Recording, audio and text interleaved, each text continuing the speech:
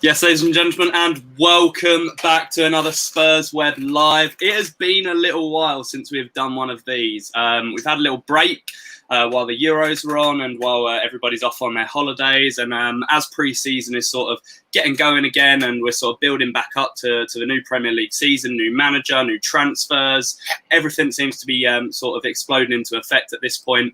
So what better time than now to bring your lives back to your screen, get some more discussion about Spurs going, have some fresh new faces on the lives, as well as some old ones. Most of you guys will recognise me from last season's lives. Will as well will be back on the channel. I'm joined today by Jimmy. How are you, mate? I'm doing well. How are you doing today? Yeah, not bad, mate. It's another blistering hot day. I think it's been about 30 degrees again today over here. Wow. It's not been great. But yeah, it's all right. Spurs are playing tonight. It's cooling down a little bit outside. It's good. But you're based over in America, aren't you? Yeah, I'm based in New York, and I was going to say it's been 90. Well, in Fahrenheit, 90 degrees Fahrenheit. So it's been pretty hot and muggy here as well. But the way for that is a nice Tottenham preseason game, so I'm ready for it. Exactly. Looking forward to it. So, essentially, for those of you who might be new around here, we are all up for discussion. So we love to talk about things, love to hear your guys' opinions, voicing your comments. So do not forget to get your comments in on the little chat bar over on YouTube, so we can see them, we can discuss and get them up on screen, because it's all for good viewing and all for good discussion points, and that is what we're about essentially. So we'll get straight into it. We've got about an hour before the game starts, just under. Obviously, the lineup will be coming out while we're live, so we will discuss that as well. The very first thing that I want to sort of hone in on and focus on is transfers and transfer rumours that have been going around the club recently. I think the general consensus around Spurs recently has been that we have been a bit, what's the word I'm looking for? We've been a bit quiet in the transfer window. We've been a bit stagnant. And not really too much has been going on. I think we're less than a month away from the season starting now, and a lot of us were beginning to become a bit concerned about, one, the lack of transfers coming in, which I think a lot of us knew would be difficult whilst the Euros were on anyway, and two, the fact that we haven't really shipped anyone out yet. However, as most Spurs fans will know, over the last couple of days, everything seems to have just exploded into life. So, I mean, we're not going to complain at that. We will definitely take it. But that's the very first thing I want to talk about. So we'll sort of talk about some of the players that seem to be very close to joining the club. So the first one I want to talk about is Giolini from Atalanta, goalkeeper. Looks set to be signing for us on a loan deal originally with, I think, as far as Fabrizio Romano said, it's an obligation to buy if he plays 20 or more times this season. I want to ask you, Jimmy, have you really heard too much about this, or in the last couple of days, have you done much research on him? What are your overall thoughts on this, what is looking to be our first income of the summer?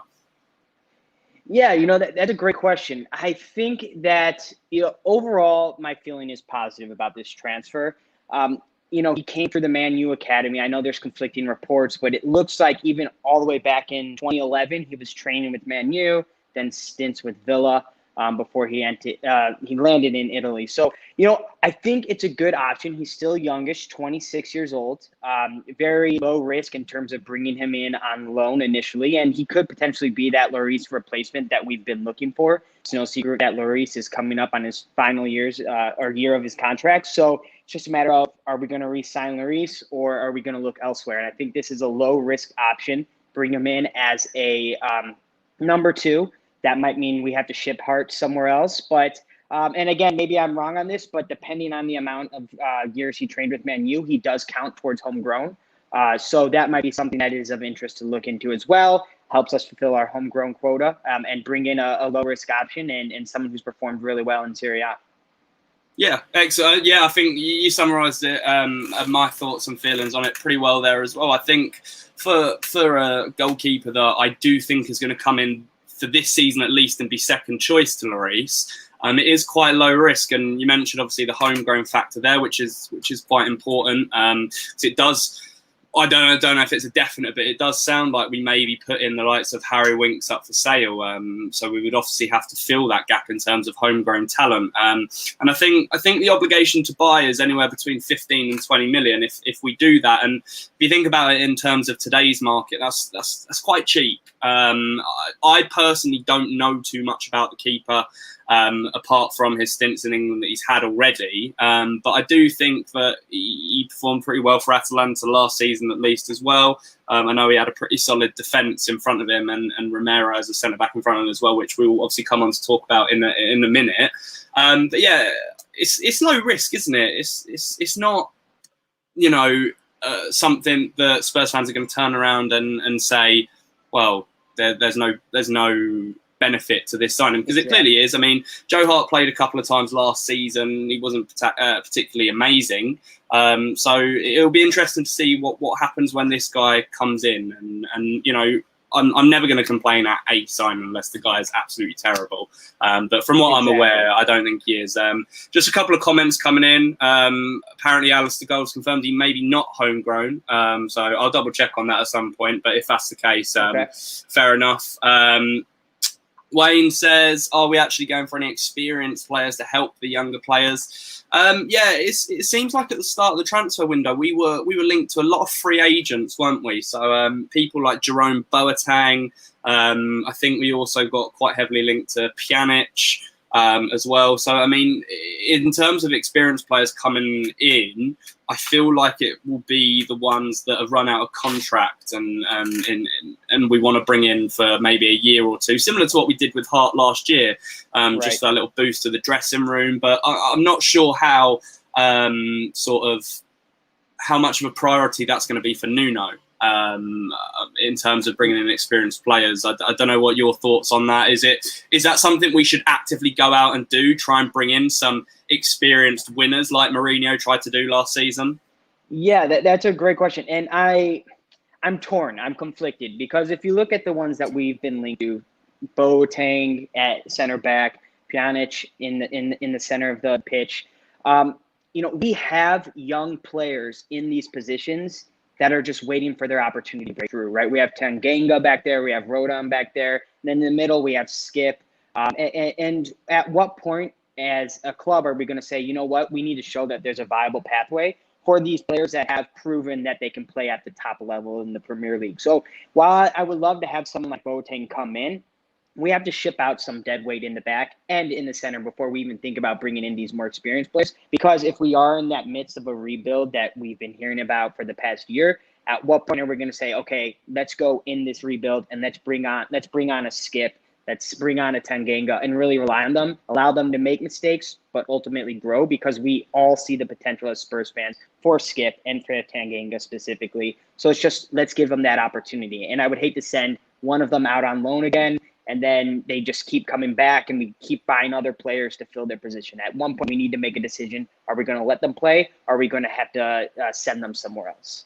Yeah, I think that's something that Daniel Levy was quite keen on when he was doing his manager search in Padasici as well, bringing in someone that is willing to give youth that chance. So, like I said, I'm not sure how keen Santo's going to be on bringing in too many experienced players. It's not necessarily a bad thing having one or two throughout the squad, but I do think we are going to see the likes of Skip and, as you said, Sessegnon, Tanganga and the likes have more game time this season for sure. One thing just to add right there. Sorry, just one thing to add. Nice one.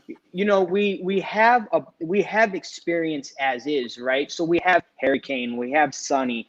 Højbjerg in the middle of the pitch just dominated the Euros. We have Dele Alli. So at this point, these players have been playing at the top level for 5+ years. It's Tottenham, or as a club, are we lacking in experience? My feeling is no. We really don't lack experience. What we lack is some pieces along the back line specifically that we need to upgrade. But the experience in and of itself is not the problem at the club right now. Yeah, definitely. No, I definitely agree with you. So we'll move on then. Another player that looks like they're about to make their way over to North London as well is that of Bryan Gil or Gil. Anyone that speaks Spanish in the chat, let me know how to pronounce that, because I'm still trying to figure it out. But yeah, so it's interesting, this one, because I've seen a lot on social media following the announcement or the breaking news that we were going to sign him, which is crazy because I'd never heard of the guy up until that point. And I think, again, a lot of Spurs fans were the same with it. And then all of a sudden, he's going to be coming Spurs. And just like that, we've got the next Cruyff or whoever it is coming to the club. So as far as I'm aware, he's obviously Spanish, coming over from Sevilla, 20 years old. Plays predominantly on the left wing, I heard, and is left-footed, which is quite a rare occurrence these days. You know, prime example is Bale, who obviously played on that left wing for us, but then when he went over to Madrid, they shifted him over to the right wing because a lot of wingers in the top level of the game these days, they prefer that ability and the space to be able to cut in and use that left foot on the right-hand side. But this guy plays on the left. I think a lot of players, a lot of people are quite happy about his dribbling and his close contact footballing ability. I think he's been compared quite often to Hazard. As you know, Hazard has that little style of player in terms of he has really good close dribbling and he can get past a player quite easily and with a lot of skill. So I think that's sort of his main attribute. What I want to focus on with this is whether you think this is a risk. So we talked about the first transfer being a risk. This guy's 20 years old. He was on loan at Eibar last season, who I think ended up getting relegated. I might be wrong there. But he is coming to Spurs for what looks like 25 million and add-ons and Lamela going the other way. I think he's got a release clause of around 50 million euros. So that would put Lamela's value at anything around 20 million, just about. What are you making of this deal? Do you think we could potentially be paying over the odds here, or do you think that this is perhaps a very exciting signing, that this guy's going to be a wonder kid, as many people are describing him as in the future? Yeah, I think it's both, right? I think it's an exciting signing, but I think it's also a risky signing. And the reason why I say that is because, he was really talked about. Obviously, he earned his first Spanish cap this year with the national team. So there is talent there. People are comparing him to, some of the greats of football. So I think there's a lot to be excited about. But, I think there are a couple of, if you want to call him, red flags. He's 5'7". He's not the strongest, the strongest individual. So is he going to be able to keep up with the totality of the Premier League? We will see. I think there's a lot to like. I just read earlier that Sevilla was actually looking at increasing his buyout clause from 50 million euros to 150 million euros. So there is a lot of value that people see. It's just a matter of, is this risk going to be worth it? I really hope so. What I will say, one last thing, is that, as supporters, we've been really asking for signings like this, these young players that are the next talked about, the next generational talent. We've been asking for these signings for years now. Now that we've finally done it and got one, hopefully over the line, it looks like it will be. We'll see if all of our begging for these next generational talents to come through Tottenham have really these cries have paid off. Yeah, again, you make a load of great points there, which is fantastic. And I saw a tweet the other day, actually, of someone saying, this is the type of signing that you often see clubs like Man City make, where they go in on one of these young kids. You use Ferran Torres as an example. Again, on someone like this, and they pay a lot of money for them, and obviously it's for future development, and they're obviously expecting them to develop as they mature and grow up with age, as Marco sort of referred to here. I'm excited by it. I'm excited to see what he's going to do. Again, I don't think we're going to see him in too many of the important matches this in the upcoming season. I think he's going to need a year, I reckon, to sort of grow, mature, get used to the English game. I've seen a lot of talk about him maybe being a little bit weak physically. So that'll be something he has to adapt to, of course. But it's an exciting signing. And the other thing I want to allude to, while we're on the topic of him, we're putting a lot of money and finance into this left winger when the priority is very clearly the defence. As we are aware with, as people like Alistair Gold have said, we have been prioritising trying to sort out our defence. Does that transfer make you sit there and think, maybe we're sitting on a little bit more money and transfer funds than what we are being led to believe? Because 25 million, add Lamella on there, 50 million buyout clause essentially is what we're paying for him. For a left winger, 20 years old from Sevilla, when we're desperate for a couple of new centre-backs, a right-back, etc., that gives me that sort of impression. Like, what are your thoughts on it? Are we maybe missing something here? No, I think that's a great point. I think we discussed this in our WhatsApp group that we have. There has to be something going on behind the scenes, right? Because our priority is particularly, I think we all know, center back and right back. And to splash out 25 million when I think we're trying to negotiate for Tamayasu, I believe I'm saying his name right, maybe not, but for 20 million at right back. So there's something going on. We have more cash than we are leading to believe. I'm fully convinced. And if we were sitting on more cash than we've been telling everyone, or the reports have been going around, that just it seems like a classic Daniel Levy out of his playbook, right? Let people not know how much cash and funds we have available, being able to give us a little bit more power in negotiation. Because if we show all of our purse and how much funds we have right away, then people are going to go ask for more money because they know we have it. So I think there is a little bit of negotiation involved with keeping how much funds we actually do have from the reports and the journalists that have been reporting on it. Yeah, definitely. It's got to be the case, isn't it? I mean, yeah. I'll sort of move it on towards that defensive issue with the club then. And one player, so we know, and we were told when Paratici came in as sort of sporting director, blah, blah, blah, that he likes to identify like 10 targets in the same position to try and find the best fit for the team. And that's definitely been the case with the centre-backs. I mean, we've been linked with the likes of Koundé, haven't we?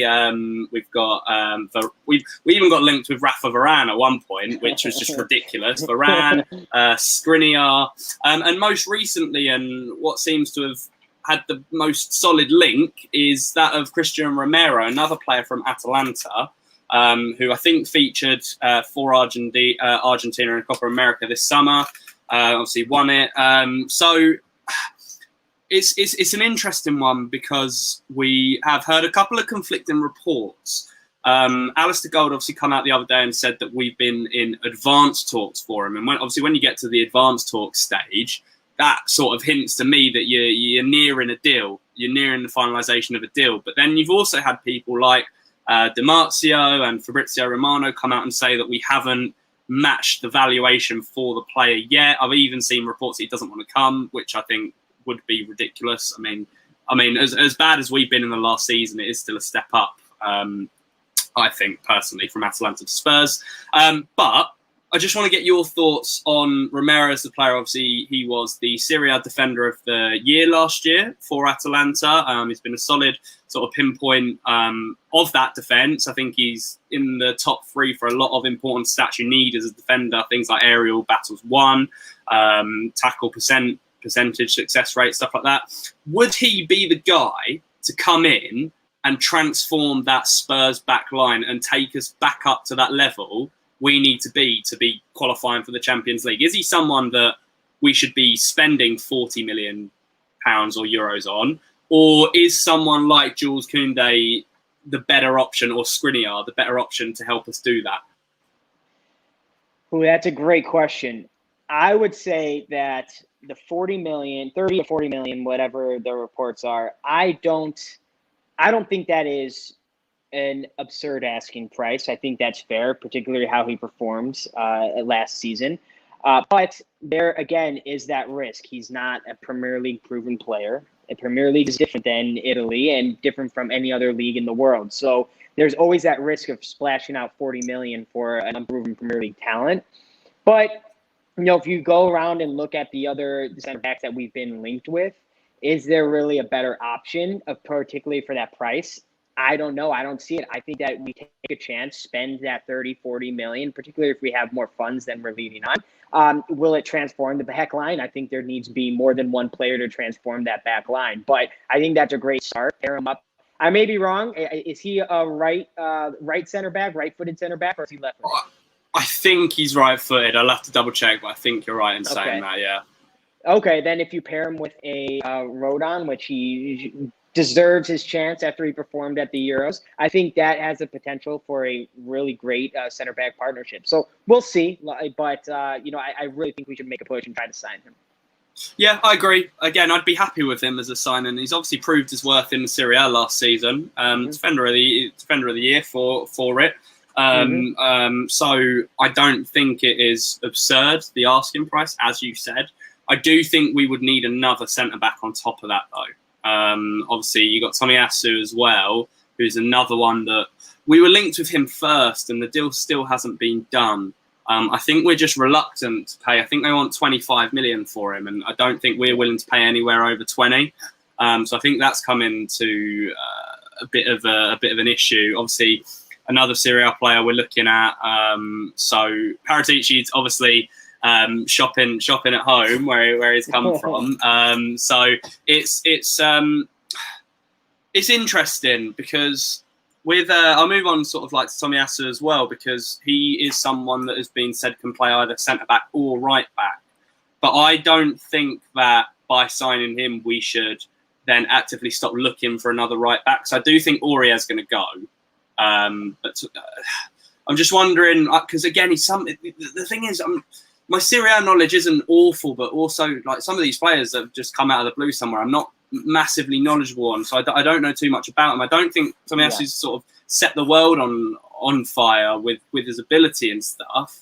But I'm just cautious about that transfer, because I don't personally think we're going to sign a massively high-profile right-back, because I think Matt Doherty is going to play quite a lot this season, for obvious reasons, playing under Nuno. But again, it's I think about that right-back position, and I sort of sit there and think, well, who really is there that we could go out and get for that position that is, one, a realistic target for us, and two, is going to improve us and challenge Doherty and push him to that next level? Because I mean, there's been links with the likes of Max Aarons. I have just seen a tweet from Duncan Castles. I know he's not massively reliable these days, saying that we are interested in Corona from Porto. So again, it's interesting. The whole transfer window for me has just been so confusing, because I've seen so many links with so many different players. I don't know where to look and what to expect. Because if you look at the Gil deal, it's come out of nowhere. Fabrizio tweeted it and it was like, oh, it's pretty much a done deal. And I was like, what? Same with some of the other stuff. So it's an interesting one, but I'm very, very happy to see that we're finally becoming a bit more active and the ball's finally rolling, if you see what I mean. Absolutely. Yeah, no, I agree. It's interesting because with Partici's connections in Serie A, it seems like we're focusing a lot of our attention there. That could be because a lot of those clubs are sellers just because of COVID, where, the financial impact COVID has had. But, it comes with a risk going in Serie A, going in Italy. We've had transfers that have worked. Our clubs have had transfers that have worked, and some huge flops when they were stars in Serie A. So it's tough. You mentioned, I still think, and I don't know why we're not linked with him more this transfer window. I think we really need to make a push for Max Aarons. I know they were just promoted, so it's going to be harder to get him. But I also read somewhere that there was a gentleman's agreement between Max and the club, or Max's team in the club, that he can leave if an appropriate bid arrives after their promotion. If we're spending 25 million on Tomiyasu, why wouldn't we spend the extra 5 million or 10 million that it would take to get Max Aarons, help us fulfill our homegrown quota? And, arguably, we know his Premier League proven talent. I don't know where the thought process is behind that. Maybe those reports are wrong, but I really think it's something that we should look into, because I think that's where we should take our direction. Like you said, Doherty needs to be pushed, and Aurier's leaving. So where does that leave us as a club? Really, one right back, Tanganga. He can play right back. I know Mourinho wanted him to play right back, not center back. But it just depends where Nuno sees Tanganga. I want to see him in center back still. But, it's just an interesting place to be. But I'm glad we're linked with someone at right back. and we're not scrambling 2 days before the transfer window ends, and we're not linked with anyone. So I think it's all positive. It's just let's let that thing unfold and see where it takes us. Definitely. No, yeah, I agree 100%. I'm just excited. I'm sitting back at this point and seeing what Paratici can do, because the guy can obviously do wonders. I've just seen a tweet from Alistair Gold. Paratici's at the Colchester game tonight, and he said that he's constantly on his phone making phone calls, that sort of stuff, which of course is going to please all Spurs fans. He's obviously trying to get things done, and as Fabrizio said in the past, the guy works 24/7. So fair play to the guy. I was a bit sceptical after the whole manager hunt originally of some of his decision making, but he seems to have finally got his foot in and started making some good moves. So I'm happy about that. Right, I want to focus. Actually, what I'll do is I'll read out the lineup for the Colchester game, because that's been released. So we have got about 45 minutes till kickoff in the Colchester game, and the lineup is as following. So in goal, Alfie Whiteman is starting tonight. In goal, we've got Maxim Paskotski, however you say his last name again. He is starting. You've got I haven't heard of this guy before. Toby Amol. Have you heard of him, Jimmy? No, I've not heard of him. No, I'm assuming he's quite a youthful player. He's starting tonight. Cameron Carter-Vickers is also starting. In defence, I'm assuming with Eric Dyer. Eric Dyer is also there at the back. We have got Harry Winks is starting alongside Oliver Skipp. So it'd be nice to get a look at Skippy again today. Great. And then we've got Delhi, who I'm assuming is playing. It's interesting. We haven't got a recognised striker on there unless Heung-min Son's playing there. Son's back in the starting lineup tonight for pre-season, which is excellent. It's obviously nice to see him back and in pre-season. Obviously, Delhi, as I mentioned, Bergwijn and Lucas as well. So I'm interested in that lineup, actually. I'm wondering if Son's going to play up top, or if we're going to play with maybe like a false nine, Delhi as the most advanced player, or maybe even Lucas. Right. On the bench, we've got Tanganga, Parrott, Walcott, Oluwayemi, Clark, White, Casey, Scarlett, Devine, John, and Foster. So again, really youthful. Obviously, most of the first team players aren't really back yet. So Troy Parrott, I would love to get a look at him today for at least a half and actually see him up close and in a bit of detail. But yeah, happy to see some of the first teamers back in action. Son, obviously the likes of Bergwijn, Ali, Lucas, and Dyer. Winks have had a full pre-season as well. Should be a fun game, really, shouldn't it? I like it. It's interesting. And this kind of goes off of, again, we don't know what the exact formation is, but there are reports that Nuno is going to do 2 up top with Kane's son, and it'd be interesting. Maybe he's doing some version of that with Dele Alli up top and Sonny, who knows, or Dele Alli's at the 10, and he will allow Sonny to drop in deep. Who knows? We'll see. It's interesting. He's still giving Eric Dyer the run. I'm in the camp. I think it's a small minority, but I think we should hang on to Eric Dyer this season, and I wrote a whole article for that. So I think we should hold on to him, and then I like to see in the center. Obviously the youth that you mentioned, but I like to see that Skip Winks pairing, because. Who knows? We don't know. It's up in the air what we're doing with Winks this transfer window. So if he stays, that could be something we see regularly in the Premier League or in some cup games. So it'd be interesting to see as well. Definitely. No, it should be fun. And obviously we're out for vengeance against Colchester after what happened last time we played them. So yeah, that'll be fun. But no, he's obviously trying a few things out.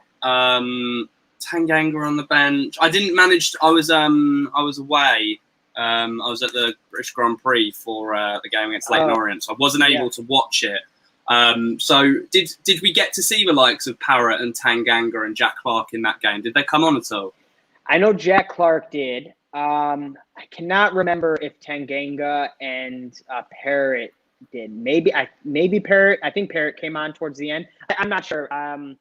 I can't remember, but yeah, I think, he's giving that youth a chance, like you were mentioning. So I think that's really exciting to see. Hopefully, some of these players can make their way into the first team, or at least get interest enough to get a loan spell somewhere. I think with Cameron Carter-Vickers, we all know that unfortunately it's just not going to work out at Spurs. So hopefully he has a couple good games in this preseason, so we can make 5 million, 10 million pounds off him. I think would be a reasonable asking price. Yeah, I think we've got him in the shop window at the moment, haven't I? Exactly.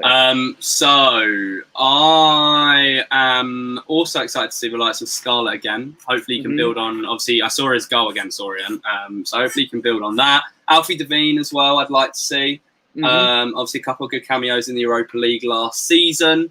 But yeah, it should be interesting. I'm looking forward to it because I think this is sort of our last lower league opposition before we... I can't remember what the date is, but we play play Arsenal at some point soon, don't we? And then we've also got pre-season against Chelsea as well coming up. So hopefully by that point, some of the first team will be back because I know they're on a well-deserved break at the moment. But yeah, it should be good. Right, so moving back away from that game, I do want to talk a little bit more about transfers. I want to talk a bit more about the outgoings. We talked about incomings. And it finally seems like we've identified a list. I think Nuno's had a little bit of time, a couple of weeks now nearly, to address his squad, have a look and see who he wants to keep and who he is happy to sell, with Paratici obviously being involved in that process as well. So I think as far as I'm aware, people like Serge Aurier, I think as well Toby Alderweireld, Moussa Sissoko, who else have we got that's on that list of those that we're happy to sell? Harry Winks, Dyer, Cameron Carter-Vickers.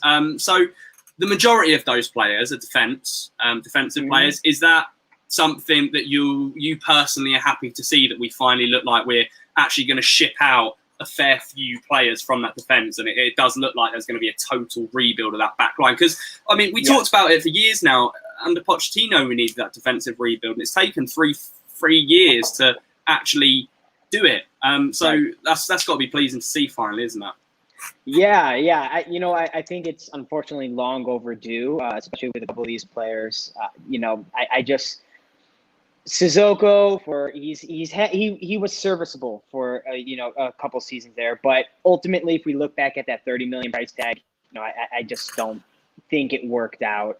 Aurier, it's mixed bag. I think he started the last season very well, but it never felt like that he was all in for the club. It kind of felt like he was there, not to collect a paycheck, but to, there for Premier League experience rather than, I love this club, I will die for this club, which is not needed, but it just didn't seem like it worked out completely. So, I'm happy. Again, I will say that the two that I really think have been scapegoated for just the performances as a whole collectively have been Eric Dyer and Harry Winks. I think that they are easy targets, and we can talk about that if we want. But I think those two, I think we might look back and regret selling one or two of those players if they do both leave or one of them doesn't leave in the transfer window.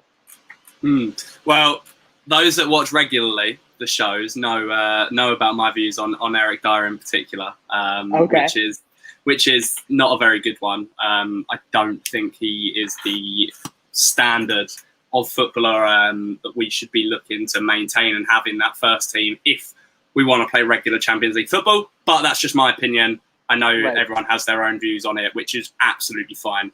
Doesn't bother me at all. Harry Winks is one I'm on the fence about, though, because he, whilst my heart sort of says, he's a Tottenham lad. He has had a couple of brilliant performances. That Real Madrid game in the Champions League, stuff like that. All of that sort of run. He should be given another chance. On the other hand, my head tells me it's time to be ruthless, and I would only settle for the best players and those that are going to elevate us to that next level. Harry Winks couldn't even play for us too much last season when we were struggling, which sort of tells me that he's just not what we need and what we require, especially when we've got people like Højbjerg, people like Ndombele, people like Lo Celso, even Sissoko, even though they're not too far away from each other in terms of ability, I guess. But it's just Yeah, I think this is a brilliant comment to sum it up. Winks is good, but not Tottenham good. I think that's my feelings on it. I think he would do brilliantly at a lower Premier League club. Something like maybe like a Villa, or maybe like even an Everton, or someone around that, maybe even like a Leeds or something like that in terms of the way they play. Yeah, he could be brilliant there, but I don't think he's a Champions League level player, and that's what we need at the club right now. We're struggling, and you know, 4 spaces out of 20 in the league to get those Champions League spots. It's not been great for us the last couple of seasons, and we need to elevate ourselves again and bring ourselves up to that level. We can't be sitting around waiting for players to step their own ability up. We need to bring people in that are proven, that are ready, that are hungry to fight and play and challenge others for the positions. And I just don't think that Winks has done that recently. You know, he got a bit upset with his lack of playing time last season, so he came out and said, "I'll leave if I don't get more playing time." To me, that says, well, if you're not willing to fight hard enough for your place, then just go. So I don't know. It's a difficult one because there are players like that split the fan base. And I think that's the case with like even Lamela as well. I'm kind of happy to see him going finally. I mean, 8 years at the club, and he's not even got 50 goals in over 250 games for an attacking player. It's not particularly great. But he's one that splits the fan base, and I think that's where we have a lot of issues because we've lacked that real ruthlessness in the transfer window. And the good thing about Paratici is that he is quite ruthless with his transfers, hopefully. And that will be a benefit to us. I mean, do you sort of agree with that line? Or would you come from the other side and say, no, maybe we should give those players another chance? I don't know. It's that you can argue both ways. Right. No, it's completely fair. And I absolutely see your point of view and the side of that other fans have. I wouldn't. It's hard to say giving them another chance like we haven't already given them 3, 4, 5 chances. Like they have had a chance to prove their worth. What I will say with someone like Eric Dyer, now that particularly that Lamela is gone, Eric Dyer should not be in our starting 11. I think that should be just agreed upon. But he's a great bench player to have, and also he's that nasty player that you need when he does come on the pitch where, you know, he's a little bit of, you know, he gets into tackles, he gets stuck, he gets in people's faces. I think not having Lamela, who was, you know, that kind of on the pitch, he would step on people's hands, he would get in people's faces. Not having that, I think we're going to have to find that somewhere. So I think that's what Eric Dyer brings that we currently don't have if he does leave. And with Winks, and maybe you can answer this because I don't know. I don't know what went wrong because 3 years ago at this point, we were all talking about how he bossed the pitch against Real Madrid, how he was a phenomenal player. He was going to come up. But Pochettino did a great job bringing him through the academy into the first team. So I don't know where it really went wrong with Winks. I agree he hasn't performed well. But some of the things that are said about him on social media, you know, Twitter videos and compilations of him, they're like Winks 2021 and just shows every bad pass that he's ever made for the club. It's like, you know, to me, he hasn't been that bad where it deserves all of this scapegoat and condemnation from it. Like there are things that he needs to improve, but I think overall having him as a bench option, if he were willing to fight for a place and not complain about his playing time as a homegrown player, I don't see the negative of keeping him around. If we bring in another player that takes over a position, takes over a squad place like Sissoko had. Yeah, no, yeah, I agree to an extent, definitely. The comment here says Winks he's made the England squad, doesn't have much to prove, and that's why I personally think it would be a good idea to sell him because I think we could get a decent amount of money for him. Mm-hmm. Of course, the homegrown factor comes into a lot of it, and the requirements that you need a certain amount. But I think that could be easily rectified by bringing a couple of people in. So yeah, interesting. I think Danny's suggesting Winks is sort of West Ham level. I mean, what is West Ham's level these days? I'm actually quite interested to see how West Ham do this season because obviously they had a fantastic one last season. I'm very, very keen to see whether they can keep the consistency up with it. like Leicester have managed to do, Right. or whether they'll sort of drop off a little bit this season. Anyway, I'm sidetracking. So what I would like to talk about now, because we've got about 15 or so minutes, I want to talk about our expectations for the season. We talked about transfers, talked a little bit about pre-season. I want to talk about our expectations for the season. So obviously, last season was poor. We know that. We got to the Carabao Cup final, but we sort of, I don't want to say, I don't know, we sort of bent over or rolled over and took that one on the chin. Man City won pretty comfortably. League positioning, again, really poor. What, for you, what are your realistic expectations for all of the competitions that we're going to be in next season? So obviously the league, the 2 cups and the Conference League. For each of those, what should we be aiming for with this clear rebuild that is going on this summer? Is it going to take time for us to sort of start gelling and getting going again, especially with the new manager? Or is there that expectation that we need to be jumping straight back into the mix with the big boys and pushing for those Champions League spots? Yeah. So I don't think the club has the luxury of time. You have these big players like Sonny, Kane, even Lloris, they are in win now mode, particularly Kane. We can't go through another rebuilding. And it's not fair to Harry Kane. I know he signed a contract, he loves the club, but, he's as ambitious as ever. So if we say you need to stick around for another rebuild, forget it. We're going to lose him. And, we don't want him to sit out of training, but, at a certain point, do you blame him if we're just constantly doing rebuilds every 3 years with Harry Kane on the starting 11? So I don't think we have the luxury of time. What I will say is, if we're not challenging for top 4, at least in the league right away, I think that there's some serious red flags. I don't think the squad needs a major overhaul like everyone's saying. I think we need about 2 to 3 starters, and then we can bring in some bench players as we see fit. But I think if we bring in a right back and one right back and one center back, right there, our starting 11 is already massively upgraded from where it was last season. So if we're not challenging top 4, red flag. Super League, even with the teams that are dropping, I think Europa, they drop down, or I forget exactly how it works once you get to the knockout rounds with the Super League. But even with those new teams, we should be in the final. We should push for the final. I've looked at that, all the teams participating, and none of those teams should give us massive problems. And then, in the cups, those are difficult. It just depends how serious we take them. For the sake of winning a trophy, I think we need to take them seriously. I think we need to put out a strong starting 11 most games, even if it's early on. And we should be progressing to the later stages, the quarters, the semis, and even finals of all those cups that we're participating in. I think that should be the standard. Anything less is it should be seen, frankly, as a failure, especially if we spend a lot of money this summer. I think that there is that enormous pressure on Levy now, isn't there?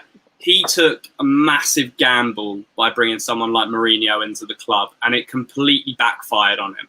Yes, we got to a cup final, but by the time we got to that cup final, no Spurs fan was confident of really winning it. We can say we were on the day or whatever, but we weren't confident that we were anywhere near City's level to challenge them in it.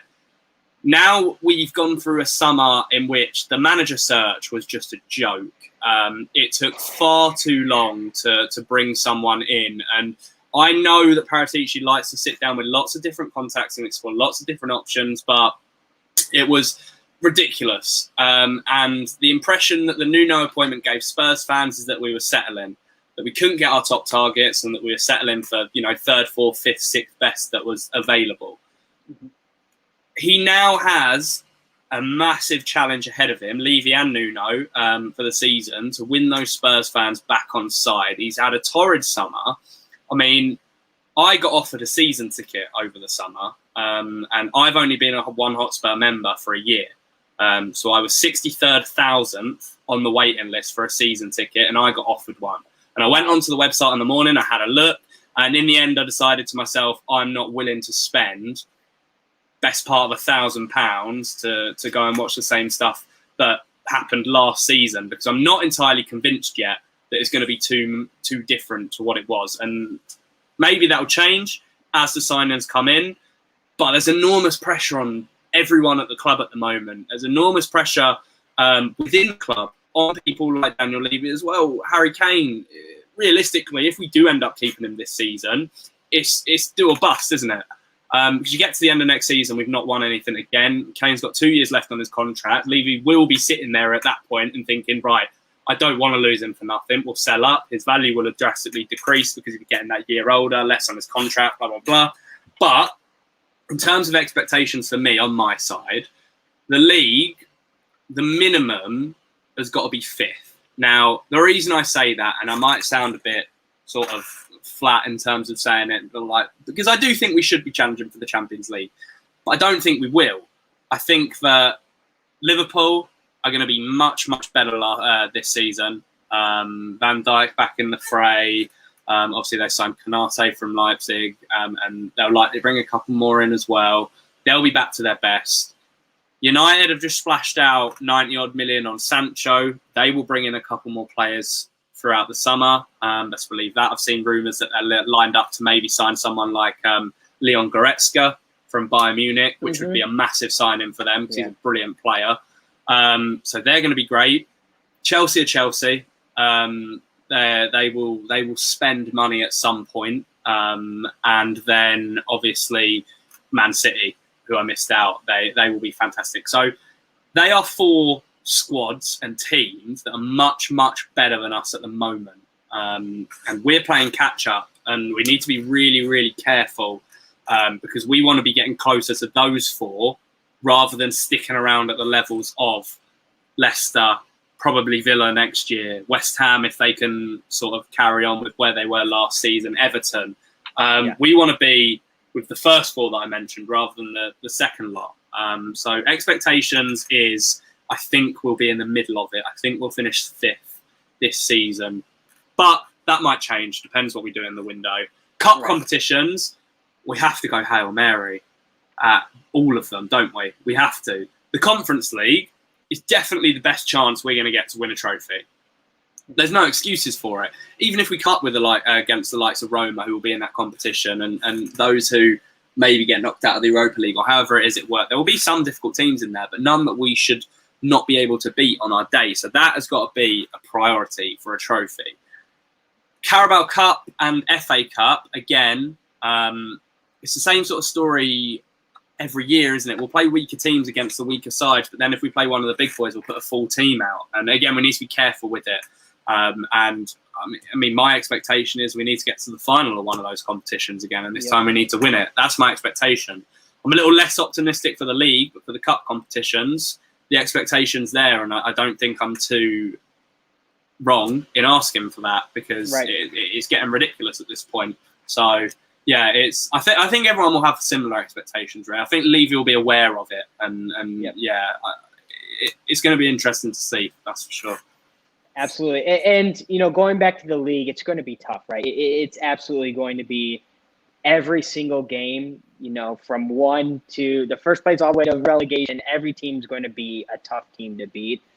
What I would say is, as Tottenham fans, we're just conditioned to be like, we're just not at that level. We have this sort of cynicism about we're not there, we're not with the big boys yet or consistently, which is fair.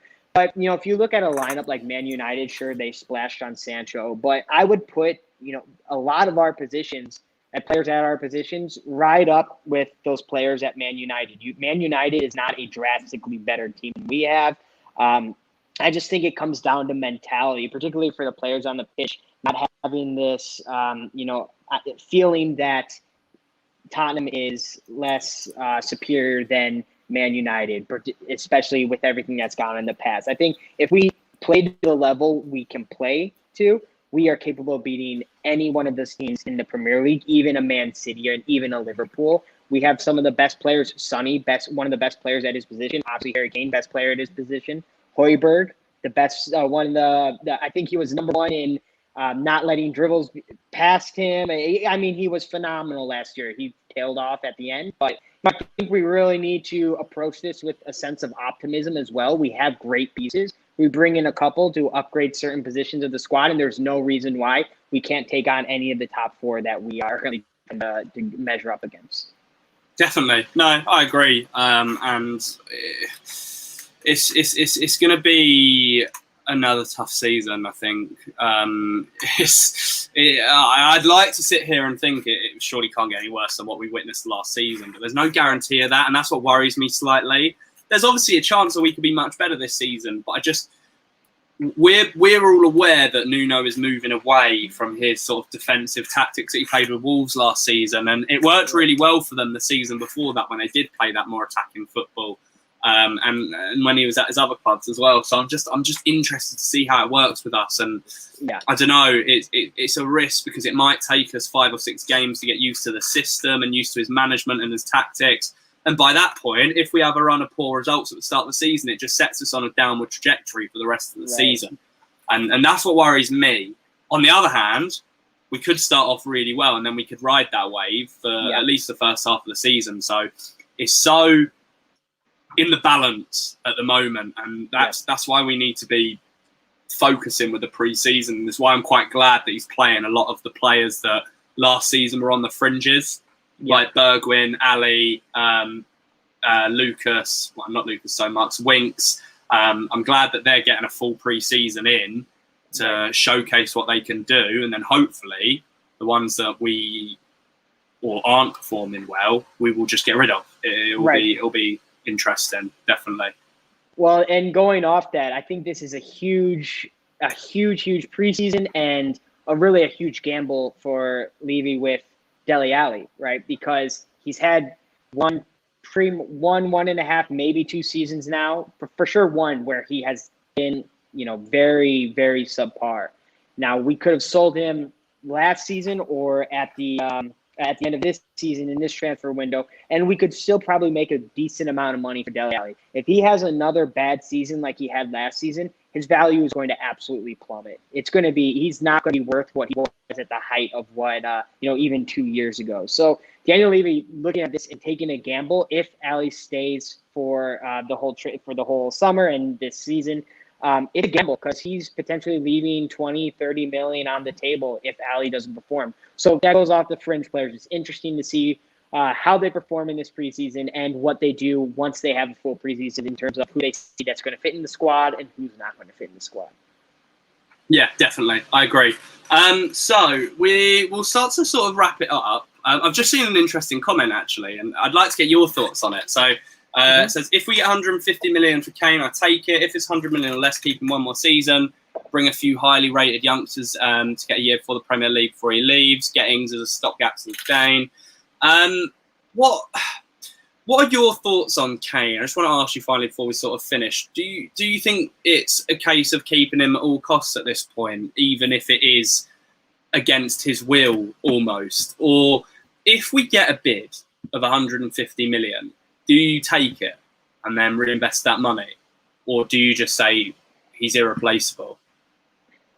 I think Kane currently is irreplaceable, even if a bid for 200 million comes in, 150, even 200 million. The reason why I say that is because we have to bring – it's tough because Kane is, 29, and is he going to be 29 in a few days here, I think, or 28, 29? I think so, yeah. There is an experience that he brings that if we won't find in the Premier League with his quality. And if we bring in another player that's, look at Werner, Timo Werner. Chelsea paid a lot of money for him, and he was one of the best strikers in the Bundesliga. Came the first year, he's had a terrible season compared to what they paid for him. So even if we sell Kane for 150 million, there's no guarantee that the striker we're bringing in is going to flourish in the team. And the second part of that is with Kane. If we sell him, let's see if we can keep him for another year or 2 years. That gives us time with Parrott and Scarlett to really bring and nurture and groom so they can maybe take over for Kane or have a bigger role if Kane leaves, and then we bring in a more experienced veteran until they can fully come up to the level of the Premier League. So I think it's just a season too early to sell Kane regardless of his wishes. I think next offseason, if we're still in the same, rebuilding phase, I think that's time to look at how much we can get for him. But right now, you keep him, you throw everything you can to make sure we win a cup, satisfy him, and then ultimately next offseason, hopefully he sees the progression where he'll want to stay and keep fighting for Tottenham. Yeah, we'll see. I think it would have been interesting to see what his mindset was if England had won the Euros. Obviously, we were desperately close, and I'm wondering if it just would have subdued his sort of desire to win a trophy that desperately if they had won it. It'll be interesting. I don't think we're going to sell him this summer anyway. I can't see it personally. The fact that we've been telling all the managers that he's going to be part of the plans next season, all of that sort of stuff, it doesn't really seem like it's going to be the summer that he goes.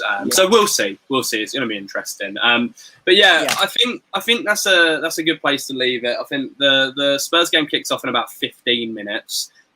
So we'll round it off there so people can sort of go get ready for that. And I think Spurs are streaming it free on their website tonight as well, if people wanted to watch it.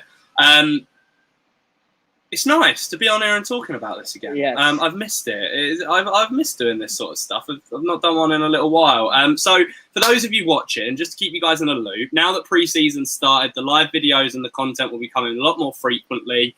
We will be back on at some point as well. He's just been off on a nice little holiday. So I'm sure Jimmy will be back on as well at some point because he's been excellent today and made some really good points. So thank you, Jimmy, for that. I appreciate it.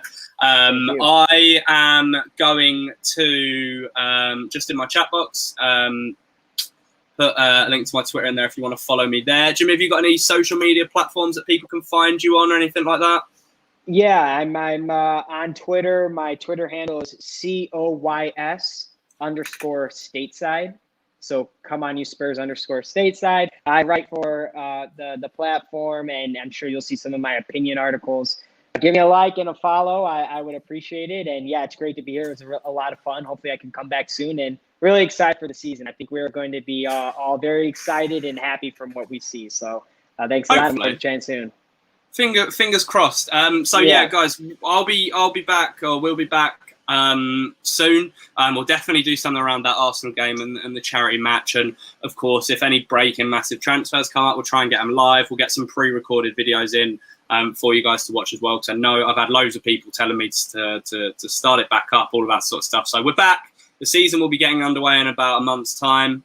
So we will see you out and about. We'll be everywhere. Of course, follow the Spurs Web on Twitter.